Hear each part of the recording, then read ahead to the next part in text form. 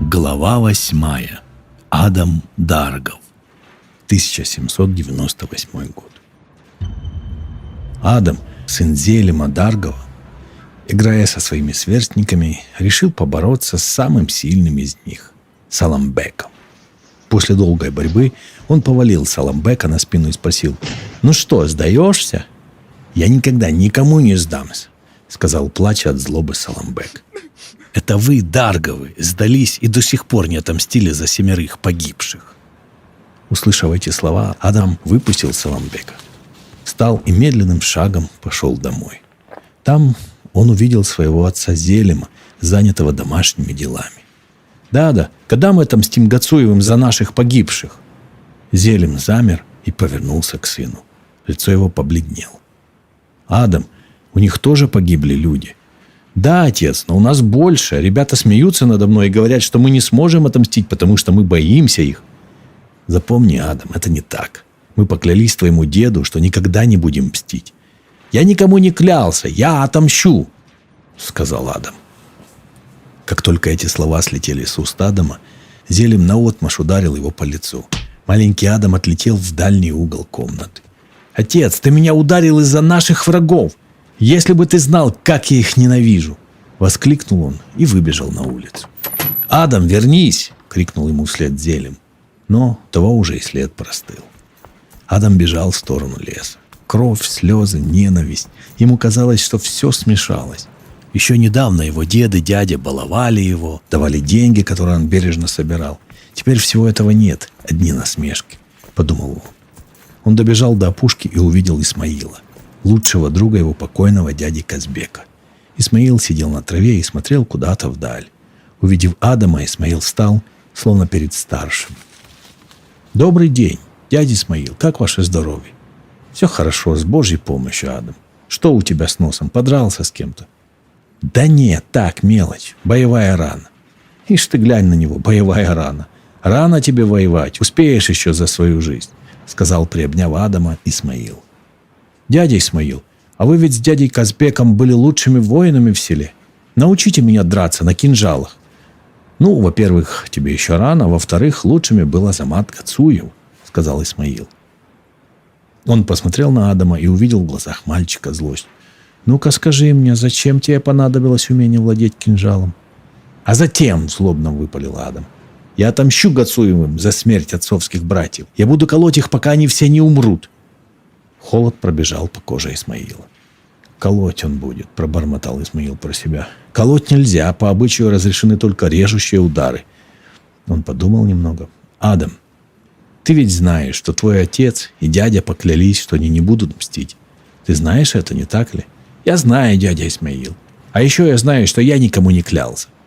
И когда придет время, я заставлю всех замолчать. Никто не посмеет сказать, что мы не можем отомстить за смерть наших». Исмаил с гордостью посмотрел на Адама. «Как бы я хотел, чтобы мои дети были такими же отважными, как ты. Дядя Исмаил, скажите мне честно, как бы вы поступили на моем месте?» Исмаил, прищурившись, внимательно посмотрел в глаза Адаму. «Как бы я поступил, спрашиваешь?» «Да, дядя Исмаил, как бы вы сделали?» Исмаил пододвинулся поближе к Адаму и полушепотом спросил: «Тебе можно доверять?» «Да, конечно, дядя Исмаил. Клянусь Богом, я никому не скажу». Глаза Адама загорелись, он готов был броситься в бой прямо сейчас. «Не кипятись, слушай. Твой дед всем рассказал историю своей жизни. Он был старый, когда взял слово с твоего отца и дяди. Но я уверен, если бы он был молодой, то так не поступил бы, а отомстил бы сам, потому что тяжело жить, видя осуждающие взгляды людей, говорящие: «Не мужчины вы, не отомстили». Ты понимаешь меня, Адам?» «Да, дядя Исмаил». «Так вот, Адам, ты не найдешь себе покоя, пока не отомстишь. Да и отец твой с дядей не найдут покоя, раз уже не дали слова твоему отцу». «Но я ведь не давал слова!» Уже не в силах сдерживать себя, крикнул Адам. «Правильно, Адам. Ну тебе сколько лет? 8? Ты и кинжал-то еле поднимешь сейчас. Но если начнешь заниматься, то когда станешь взрослым, ты сможешь один одолеть многих кровников, точно так же, как и Азамат». «Я буду лучше Азамата», — Адам вскочил. «Я убью еще больше Гацуевых». «Садись», — сказал Исмаил. «Если твой отец узнает, что ты задумал, тебе не поздоровится. Если ты хочешь научиться мастерству владения кинжалом, то об этом никто не должен знать. Как мне это сделать, дядя Исмаил? Ты очень хочешь отомстить? Очень-очень сильно. Тогда ты найдешь способ, как это сделать, сказал Исмаил и, потянувшись, медленно лег на траву. Адам лег рядом. Так они лежали некоторое время молча, смотря в небо. Потом Адам сказал: «Дядя Исмаил, никуда не уходите, я сейчас вернусь». Адам побежал в сторону села, а Исмаил вскоре незаметно для себя уснул. Когда он проснулся, увидел рядом 2 листочка бумаги. На первом было написано: «Большое спасибо, дядя Исмаил. Я клянусь, что унесу наш разговор в могилу. Ради Аллаха, передайте мое письмо отцу». Во второй записке было написано: «Отец, не ищи меня. Я вернусь домой через 10 лет. Твой сын Адам». 10 лет спустя всадник в нарядной черкеске спустился с гор и въехал в село Баражой. Он ехал не спеша, и люди, увидев прекрасного скакуна, оборачивались с восхищением и завистью. «Вот это конь!» — говорили одни. «Кто этот джигит?» — спрашивали другие. Незнакомец был молодым юношей, на вид лет 18. Стройный, красивый, подтянутый. Добравшись до дома Гацуевых, он неторопливо, с достоинством сошел с седла. Напротив двора возились мужчины разного возраста, занятые починкой арбы и другими делами. Увидев коня, Гацуевы, как и все, уставились на него, словно не замечая всадника. «Доброго вам дня!» — сказал джигит. «И тебе доброго дня!» — ответил кто-то из толпы. «Было бы правильнее сказать «мир вашему дому», — сказал кто-то еще. «Я пришел к вам не с миром, я пришел к вам с войной. Я Адам Даргов, и я пришел, чтобы отомстить за свой род». «Так это, видно, и есть тот мальчик, который пропал 10 лет назад», — сказал кто-то из толпы. Адам медленно снял папаху. «Я хочу, чтобы со мной сразились 6 человек», — уверенно сказал он. В толпе послышались смешки. «А ты сказал об этом своему отцу?» — спросил кто-то. «Нет, но он узнает, как только я отправлю 6 человек на встречу с Аллахом». Сказать такое мог только невоспитанный человек или человек, всецело одержимый своей целью. Всем стало ясно, что Адам сделает все, чтобы бой состоялся. «Ты подумай сначала о своем отце, прежде чем отправишься на тот свет», — произнес уверенный голос из толпы. Адам принялся внимательно всматриваться в людей. Его взгляд остановился на статном молодом джигите, который был на голову выше остальных. Адам медленно запустил руку за пояс, и в следующую секунду его загнутый турецкий кинжал молнией полетел в цель. Никто ничего не успел понять, а парень рухнул на землю. Все бросились к нему и увидели, что кинжал глубоко рассек ему ключицу. Парень был мертв. Адам смотрел на всех так же спокойно и ждал ответных действий. «Ты убил его подло, так же, как твой дядя Лорс пытался убить Азамата», сказал еще один из рода Гацуевых. Но едва он успел договорить, как его ключицу разрубил второй кинжал. «Я думал, что вы, как мужчины, будете сражаться со мной, но, видимо, вы больше любите говорить», сказал Адам. Однако, когда присутствующие все как один, обнажив кинжалы, бросились ему навстречу, он улыбнулся. «Или вы хотите драться со мной все сразу, а не по одному? Ну что ж, я согласен». «Стойте!» — вдруг крикнул кто-то, и все остановились. «Видно, что ты хорошо подготовился, Адам. Хвала Всевышнему, что у нас есть такие искусные воины. Ты мог бы принести свое мастерство в войне против врагов, что опустошают наши земли. Я предлагаю тебе остановиться и не забирать души ни в чем не повинных людей. Я Рахман, один из старших в роду Гацуевых. Я даю слово, что никто не будет мстить за этих двоих. Опомнись, не приноси несчастья ни своим, ни нашим. Мы жили в мире больше 10 лет с того времени, как все началось. Одно неправильное решение принесет несчастье следующим поколениям. Одумайся». Адам подождал, давая Рахману возможность договорить, потом сказал: «Меня не было 10 лет. Все эти годы я жил только с одной мыслью – отомстить. День и ночь я обучался владению кинжалами у разных мастеров, и теперь меня никто не остановит. Что касается будущих поколений, оставим продолжение этой войны на их усмотрение. Пускай они сами решат, как им поступить. Сегодня я не уйду отсюда до тех пор, пока мои глаза не увидят 6 поверженных тел. Мне нужны еще 4, и я надеюсь, что среди вас есть достойные мужчины, готовые сразиться и умереть». После этих слов наступила пронзительная тишина. Все прекрасно понимали, что любой, кто кинется в бой, будет лежать рядом с теми двоими. Но что для горца жизнь без чести? И молодые сильные ребята один за другим выходили на верную смерть. Ни один из этих боев не продлился более минуты. Адам играючи убивал своих противников. Когда дошла очередь до 6-го, Адам заглянул ему в глаза и холодно сказал: «Ты последний. Я могу тебя пощадить. Все, что тебе надо сказать, это пощади меня. И тогда я даю слово, я не убью тебя». «Попросить пощады?» — смеясь сказал Альви Гацуев, который и был этим последним. «Если на то воля Всевышнего, я погибну так же достойно, как и мои братья. Но я верю в справедливость. Я верю, что когда-нибудь из нашего рода выйдет более достойный воин. Ты посмел подумать, что один из нас будет просить пощады? Значит, придет и твой час, и ты сам будешь просить пощадить тебя. Теперь я готов». Они сблизились, и первым же ударом Адам сразил Альви наповал. После того, как душа покинула тело Альви, Адам наклонился над ним и взглянул в его глаза. На губах Альви застыла улыбка. Адам будто снова услышал его последние слова. «Придет время, и ты сам будешь просить пощады». Адам прикрыл ему глаза и сказал: «Пусть Всевышний простит тебя за все грехи». Затем он спокойно оглядел оставшихся. Он не заметил у них ни страха, ни печали, а лишь невысказанный вопрос: что дальше? Хотя и так было ясно, что дальше их ожидала долгая война между Гацуевыми и Дарговыми. И о чем бы они ни договаривались, всегда найдется такой, как Адам, кто превратит любое перемирие между ними в войну. «Теперь я вернусь к отцу и расскажу обо всем», — сказал Адам. «А дальше пускай решают ваши старейшины». Вскочив на коня, он пустил его легкой рысью. Подъехав к дому отца, он спешился, огляделся по сторонам. Память вдруг унесла его в детство, в те годы, когда он вставал поутру и бежал играть с другими ребятишками, пропуская мимо ушей настойчивое требование матери вернуться к завтраку. «Я не голоден!» — таков был его ответ. Все эти годы он скучал по дому, по траве, запах, который он готов был вдыхать вечно. Так бы он, наверное, и жил, если бы не постучалась беда и не потеряла бы смысл все, кроме чувства мести.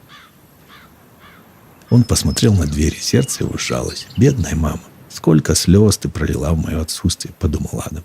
«А отец? Наверное, посидел от горя, не зная, жив я или нет». Затем он отдернул себя. Сейчас не время давать волю чувствам. Эмоции — главный враг воина и мужчины. Так он размышлял, пока его конь не заржал, будто спрашивая, есть ли кто дома. Вскоре дверь открылась, и на пороге показался седой, как Кавказские горы, Зелим с длинной белой бородой. Ему было едва за 40, но выглядел он стариком. Взглянув на всадника, он воскликнул: «Адам!» Адам отпустил уздечку и пошел навстречу отцу. «Я знал, что ты вернешься. Слава Аллаху, ты вернулся домой. Надеюсь, ты освободился от ненужных мыслей». Зелим не договорил, почувствовав запах крови. Побледнев, он вопросительно посмотрел на сына. «Что это, Адам?» «Это кровь наших врагов», — ответил тот и добавил. «Кровь 6 Гацуевых». Убийство было совершено средь бела дня при множестве свидетелей. Расследовать тут было нечего. Что бы ни говорил Адам, но формально кровная месть была закончена, не начавшись. И теперь он начал новую. Последствия не заставили себя ждать. Скоро у ворот Зелима показался посланник Гацуевых. «Мы объявляем вам кровную месть», — коротко сказал он и ушел. Шло время. 1 месяц сменял другой, и казалось, что ничто не изменилось. Ворожой жил, как и раньше, никто никого не убивал. Адам жил тихо, дни проводил в тренировках или пас скот на дальних пастбищах. Людей он чурался, да и они обходили его стороной, будто бы чувствовали повисшее над ним проклятие кровников.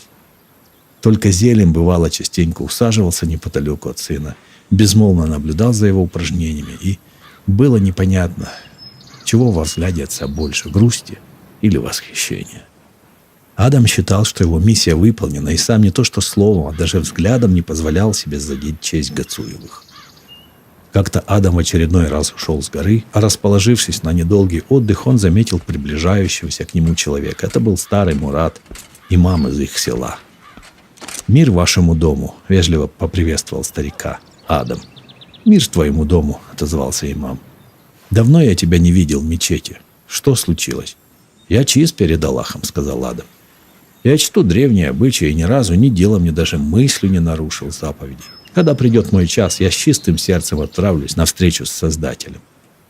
«Ты убил людей, Адам», — Мурат вздохнул. «Я убивал наших врагов, следуя законам предков».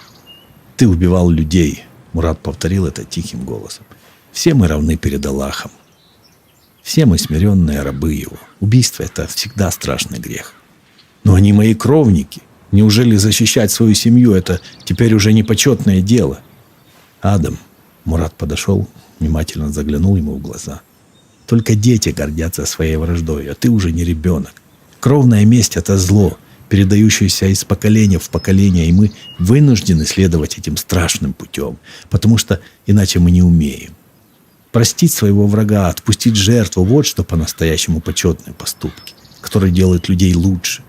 А убить человека, любого, даже врага, иногда это необходимо, но в этом нет чести. Лишь спасение от бесчестия. Убийство всегда приносит лишь горе и новое зло. На тебе много грехов. Адам, молю тебя, одумайся и очисти душу, пока не поздно. Аллах добр, Он всегда готов принять человека, который искренне ищет прощения. Имам ушел, оставив Адама в полном недоумении.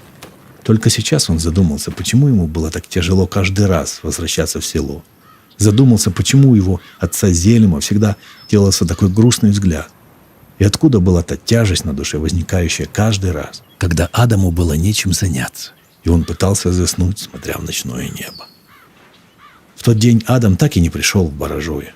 Он целую неделю провел в горах, размышляя о жизни, вспоминая свое детство и людей, у которых учился, и тех, кого он убил. А когда он вернулся в аул, первым делом направился в мечеть. Адам не знал, что по пути его поджидает Схогал Гацуев, подлый и хитрый. Схогал хотел напасть со спины там, где никто бы его не видел, а потом соврать, что завязалась драка, и он убил, не глядя. Он знал, какое облегчение его семье принесет смерть Адама, знал, насколько беззащитным станут Дарговы без него, и надеялся выйти сухим из воды. Он набросился на Адама стремительно и почти бесшумно, но сработали многолетние тренировки Адама, и, повинуясь рефлексу, он отскочил так, что кинжал Схогала вонзился ему в левую руку. От неожиданности, даже не чувствуя боли, Адам перевел взгляд с кинжала на врага, а потом выдернул оружие из раны и отбросил его на землю. «Я не убью тебя», — сказал Адам, — «и никому не скажу, что ты нарушил правила. Уходи». Он развернулся и пошел дальше, но Схогал поднял кинжал и попытался снова ударить Адама в спину. И снова Адам легко выбил оружие из рук врага. На этот раз он отбросил кинжал далеко. «Я больше не буду никого убивать», — сказал Адам. «Иди передай это остальным. Вы не сможете причинить мне зло, но и я вам ничего больше не сделаю. Хватит». «Что думаешь, что сможешь просто так уйти, опозорив меня?» – прошипел Схогал. Адам ничего не ответил, развернулся и ушел. Он провел несколько часов в мечети, прося прощения за свои грехи и обещая, что больше не станет причинять зло людям. А когда он вернулся домой, то увидел у дверей толпу людей. Кто-то шепнул ему, что Схогал убил его отца Зелима. Адам смотрел в глаза родных и видел там осуждение. «Ты втянул нас в войну, а теперь бросаешь», — читалось в них. «Посмотри, чего ты добился! Посмотри! Посмотри!» Адам легко отыскал Схогала. «Я поклялся, что больше не убью ни одного Гацуева», — сказал Адам. «Да падет на тебя проклятие Аллаха», — прошипел Схогал. «Будьте вы все прокляты». Адам понял, что больше он не принадлежит себе. Понял, что никогда не сможет сойти со своего страшного пути. И тогда он убил Схогала. Шли годы, и с каждым прожитым днем Адам чувствовал себя все более несчастным. Он один стоял между враждующими семьями, наблюдая, как Гацуевы постепенно становятся все сильнее и сильнее. Случись с ним что-нибудь, и Дарговых неминуемо перебьют. «Адам», — как-то заговорила с ним тетя, старая Амира, — «ты понимаешь, что однажды почувствуешь, что теряешь хватку, что твое время уходит, и что тогда?» Он не ответил, смотря затуманенным взором в землю. Он и сам не раз задавался тем же вопросом. Когда-то, когда он был молодым, ответ на этот вопрос был очевиден. Но теперь он видел в этих людях не просто врагов, не просто фигуры в древней кровавой игре, доставшейся им по наследству от предков. Теперь он видел в Гацуевых таких же людей, как он сам. Эти люди точно так же были втянуты в войну без своего желания, и не меньше его хотели, чтобы эта вражда прекратилась. Адам не знал, простит ли его Всевышний, если он решится завершить начатое. Но то, что он сам себя не простит, он знал точно. Должен быть какой-то другой выход, думал он, пытаясь выбраться из плена безутешных мыслей. Нам «Придется уехать», — сказал Адам. «Что?» — не поняла Амира. «Всем нам, Дарговым, исчезнуть из Баражоя навсегда. Мы слабее Гацуевых». «Не говори глупостей, Адам, у нас есть ты». «Это не так», — он грустно покачал головой. «Ты что, хочешь сказать, что оставишь нас?» «Да». Адам соврал. Он знал, что если другого выхода не останется, он сделает все, чтобы спасти семью. Он знал, что его будут ненавидеть за эту ложь, но это было лучшее, чем взять на себя грех. Адам сказал, что дает срок в полгода. И если за этот срок Дарговы не уедут, он покинет село. Дарговы начали готовиться к отъезду. Еще никогда в своей жизни Адам не слышал столько упреков и ругательств от самых близких людей. И тем не менее он чувствовал в душе спокойствие, будто гора с плеч свалилась. Он спокойно сносил все оскорбления, чувствуя, что получает прощение Всевышнего. Никогда он не чувствовал себя таким счастливым, как в эти месяцы. У него получилось, ему удалось избежать резни. «Ты один меня понимаешь, о Аллах», — шептал Адам перед тем, как заснуть, и спал легко с прекрасными светлыми снами. А когда до отъезда оставалось всего несколько недель, Адама охватил удар. Недуг свалился на него неожиданно и стремительно. Из ловкого, сильного воина Адам в одночасье превратился в беспомощного старика, неспособного пошевельнуть ни рукой, ни ногой, едва находящего в себе силы, чтобы дышать. Он пролежал на лежанке в углу несколько дней, лишь изредка приходя в сознание и не зная, что происходит за стенами дома. В эти дни Адам почти не видел людей, лишь иногда приходила молчаливая Амира и кормила его с ложечки теплым бульоном. На третий день вместе с Амирой пришел еще один человек, Джамал Гацуев. Это был совсем молодой парень, красивый, статный, очень похожий на самого Адама в тот день, когда он въехал в село на прекрасном скакуне. Джамал присел у кровати и заговорил. «Я слышал, вы сбежать хотели. Не вышло». Он продемонстрировал свой кинжал. «Это кровь Анди Даргова. Я только что убил его на окраине села в честном бою». Слезы потекли из глаз Адама. Как ни силился, он не мог даже поднять руку, чтобы утереть слезы. Не мог закричать, чтобы не слышать этой жуткой вести. «Повезло тебе. Коллег убивать нельзя», — продолжал Джамал. «Наверное, ты мечтал умереть в бою быстро, по-геройски. А вот оно как вышло», — прошепел он, наклонившись к самому лицу Адама. Адам застонал, не в силах произнести ни слова. «О, Аллах!» — взмолился Адам. «О, Аллах, молю тебя, я был грешен. Я был неправ, я был чудовищем. И моя гордыня создала чудовищ из людей. Я недостоин твоего прощения, я недостоин даже надеяться на спасение. Потому что я худший из худших и уже не могу исправить свои ошибки. О Всевышний, забери мою душу. Не заставляй меня смотреть, как гибнут все, кого я люблю. Ты милосерднейший из милосердных, услышь мою последнюю мольбу». И Всевышний услышал Адама. В следующее мгновение его сердце остановилось.